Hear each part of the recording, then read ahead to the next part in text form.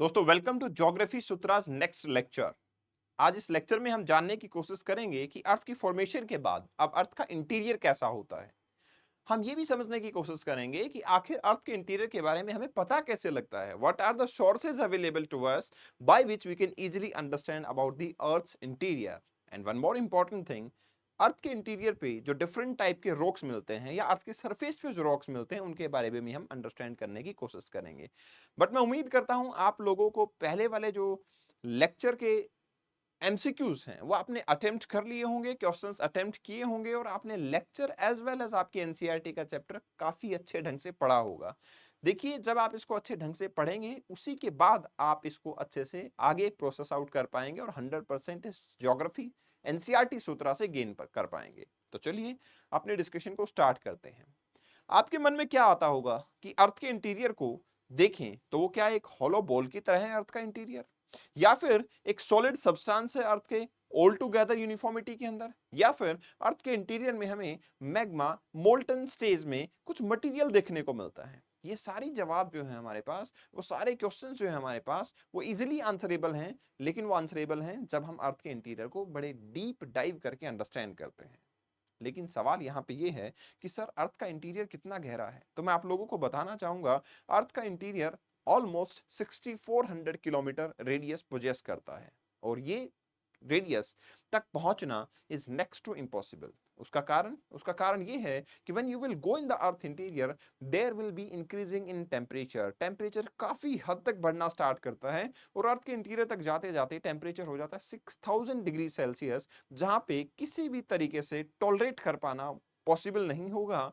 आप ये समझ सकते हो, मैग्मा या लावा के थ्रू। आपने काफी बार देखा होगा जब अर्थ से लावा इरप्ट होता है तो वहीं पे सस्टेन करना मुश्किल हो जाता है, तो अर्थ के इंटीरियर में हमारे लिए बहुत डिफिकल्ट होगा सस्टेन कर पाना। राइट? इंपॉर्टेंट चीज क्या है कि लावा हमारे लिए एक एविडेंस का काम कर सकता है अर्थ के इंटीरियर को अंडरस्टैंड करने में। हमें लावा को देख के पता लग जाता है कि अगर ये मोल्टन मैग्मा है तो हो सकता है अर्थ के अंदर भी ऐसा ही कुछ मटेरियल रहा होगा, अर्थ का इंटीरियर जो है वो लिक्विड रहा होगा। लेकिन सवाल यहां पे ये आता है कि आखिर this lava is coming from the interior of earth, but from how much depth? From how much depth this lava is coming over to the surface? And now the question is, what is next after this lava? अगर इस depth के बाद में जाते हैं हम तो फिर क्या देखने को मिलता है, ये हमारे पास सबसे बड़ा सवाल है। तो देखिए, मैं कुछ एविडेंसेस आपको बताना चाहूंगा, कुछ सोर्सेज के बारे में बताना चाहूंगा। There are two category of sources by which we can have some sort of information about earth interior.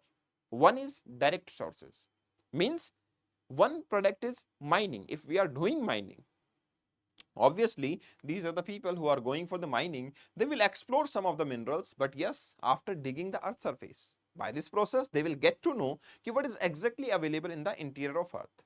So that is one source, but mining is not possible up to 6400 kilometer. So we do have the another direct source, and that another direct source is the volcanism itself. The lava is coming from the interior of the surface. So if we will be studying this lava, automatically we will be able to predict what sort of material we do have in the interior of the earth. What is the stage? It is solid, it is liquid, or it is gases. But yes, the problem is again over here, we are not aware from how much depth this lava is reaching to the surface of the earth. That's why it's a matter of concern again.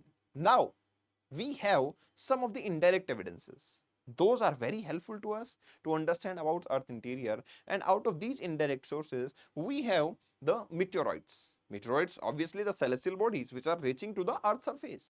When they are reaching to the earth surface and they passes through the mesosphere, the whole body, outer body, will be melted out, and now we are remain with the interior of the meteoroids. अब जो interior of meteoroid हमारे पास देखने को मिलता है, जो interior हमारे पास नजर आता है, उस इंटीरियर से हमें ये पता लग जाता है कि ऐसा ही इंटीरियर शायद अर्थ सरफेस का भी रहा होगा। But you can even have short of a question in mind कि सर क्या मेटेरॉइड से अर्थ के इंटीरियर को मैच करना ये सही होगा, जस्टिसेबल होगा? तो ऑटोमेटिकली बहुत जस्टिसेबल तो नहीं है। दूसरा मेरे पास इनडायरेक्ट सोर्स है आपका मैग्नेटिज्म। मैग्नेटिज्म अर्थ का जो है वो ऑब्वियसली उसके मोल्टन मैग्मा की वजह से है, द चार्ज पार्टिकल्स की वजह से है। अब मैग्नेटिज्म काफी हद तक वेरी करता है from place to place, and that's why we can say कि there is something in the interior of earth which can possess a heavy magnetic property. But yes, one more important thing, and that is the gravitational force. The earth surface is having variable gravitational force. If you will take an example, then you will found that at some places like Himalayas, you will found a lesser gravitational force. But in some places like the sea surface, ocean surface, you have more magnetism or even you have more gravitation force. What does it mean? It means some particles are really very heavy. They possess more gravitation force. Some particles are lighter. They possess lesser gravitation force. And इस gravitation force के change की वजह से हमें अर्थ के interior के बारे में कुछ आइडिया लग जाता है. बट स्टिल अभी तक बहुत जस्टिसेबल नहीं हुआ है कि एग्जैक्टली अर्थ के इंटीरियर के बारे में हमें पता कैसे लगेगा. And now it comes to the earthquake. ये एक सबसे बड़ा और इंपॉर्टेंट इनडायरेक्ट सोर्स है. देखिए, what is earthquake? It's a shaking of earth surface. Earth surface is vibrating. Some sort of energy will be transferred here and there. यही हमारे पास क्या कहलाता है? earthquake. देखिए, earthquake में एक important point होता है. जो अर्थ का इंटीरियर है वहां से आपकी एनर्जी ओरिजिनेट होती है and the point from where the energy is originating is named as focus. The point which is exactly perpendicular to the focus will be named as epicenter, and this is the point which is receiving energy first of all and as well as the highest level energy. So this is the surface point named as epicenter and the interior point will be named as focus. But from here, this focus, we have certain body waves. The body wave will be energy waves transferring itself into the whole of the body of the earth interior. जब हम इन waves की study करते हैं तो हमें interior के बारे में पता लगता है. There are two type of waves. One is primary wave, another is secondary wave. And these waves have a amazing property. What is that property? Primary wave can travel through solid, liquid and gases, but the secondary wave can only travel through the solid. And that's why they sort of have different type of shadow region. अगर हम अलग अलग places पे बैठ के earthquake को major करेंगे तो देयर सर्टेन एरिया जहां पे अर्थक्वेक की अच्छी खासी वेव्स प्राइमरी और सेकेंडरी रिसीव होती हैं और कुछ एरियाज ऐसे होते हैं जहां सिर्फ और सिर्फ प्राइमरी वेव रिसीव होती है, सेकेंडरी वेव रिसीव नहीं होती है. दैट्स व्हाई अर्थ का शैडो जोन बनता है. अगर मैं बात करूं सेकेंडरी वेव का शैडो जोन तो ये काफी बड़ा होता है. रीजन बीइंग क्योंकि आपकी सेकेंडरी वेव जैसे ही आपका ट्रेवल करना स्टार्ट करती हैं, when liquid layer comes they just get stopped क्योंकि लिक्विड से वो पास आउट नहीं हो सकती. But when it comes to the primary waves they can pass out through the liquid and that's why they have very short shadow region. 103 to 150 you can say, 103 to 150 you can से. ये एक lump sum range जो है आपके shadow zone की नजर आती है. तो सेकेंडरी का शैडो जोन काफी बड़ा होता है, प्राइमरी का शैडो जोन कंपैरेटिवली बहुत छोटा होता है. और रीजन सिंपल है क्योंकि प्राइमरी वेव्स सॉलिड से पास आउट हो सकती हैं, सेकेंडरी सॉलिड से पास आउट होती हैं, लिक्विड और गैस से नहीं होती. प्राइमरी वेव सॉलिड से भी होती हैं, लिक्विड से भी होती हैं और गैसेस से भी आपकी पास आउट हो जाती है. Now another important thing sir, ये जो अर्थक्वेक आता है उसके डिफरेंट डिफरेंट टाइप्स होंगे डेफिनेटली, क्योंकि origin of energy is necessary to be understood. और आपका अगर अर्थक्वेक के आने की पॉसिबिलिटी प्लेट्स के मूवमेंट की वजह से होती है तो हम उसको टेक्टोनिक अर्थक्वेक कहते हैं. If this is coming from the volcanic eruption, we will call it volcanic earthquake. And if this is happening because of the collapse of something, maybe the earth surface, maybe earth surface is sinking down, so we will call it collapse earthquake.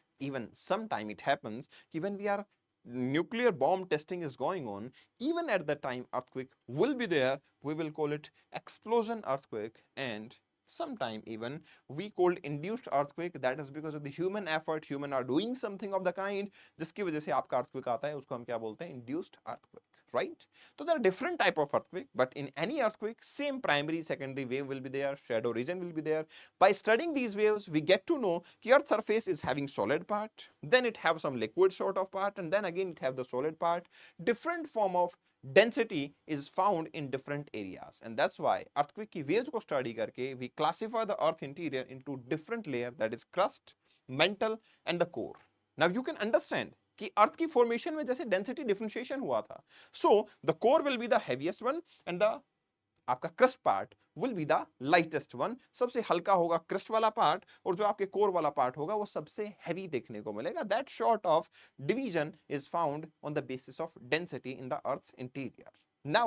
Now because earth interior is very hot, that's why lava will be continuously erupting out, and we have different sort of lava type, that is shield volcano is there. When we have a layer of lava spread over an area, we call it shield volcano. ठीक है, different volcanic eruptions are there.